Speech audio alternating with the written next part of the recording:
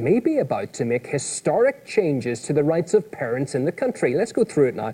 The unprecedented situation could reverse previous requirements for a mother to be registered in every birth certificate.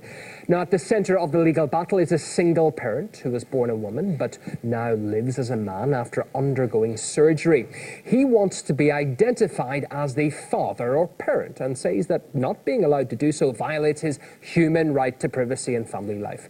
English law, however, states he must appear as the biological mother on the birth certificate, and all that is preventing him from receiving state benefits. Well, while this is a unique case in England, since 2016, the US state of California has given parents the choice between mother, father or parent. You know, that's according to personal preference, of course. Well, the debates have been thick and fast on this. We got the views of political commentator David Vance and first LGBT campaigner Peter Tatchell. The question this case raises is, who should be on the birth certificate? Should it necessarily be mother or father, or could it just be parent?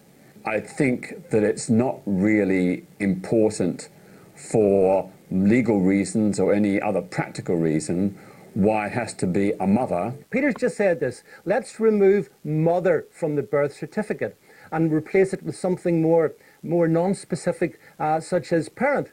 But mothers give birth to kids. Sorry, spoiler alert, that's how it's been, that's how it's always going to be, and no amounts of debate are going to change that biological fact. Why not just make a reasonable accommodation in these small number of cases to acknowledge this person as the parent, so the child will know that this person is their parent legally as well as in reality. This child would become the first child in the history of this country, and I believe anywhere else, who on their birth certificate the word mother is missing. So just consider this for a moment. Can you imagine the psychological damage that this would impact that child? You know, the child will probably find it different and unusual, but as we have seen with same-sex parents, children get a handle on things pretty quickly. Love is about, you know, a parent's commitment and care for a child.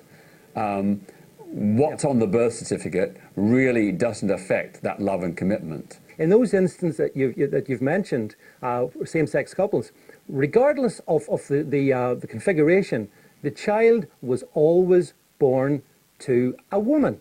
Simple biological fact. You know what I mean? That's not being judgmental. It's a foundational fact that we must not run away from just because it might hurt some people's feelings. There have been some trans men in a similar situation who have given birth, and they have accepted that they should be named as the mother. So this case is unique and it's different.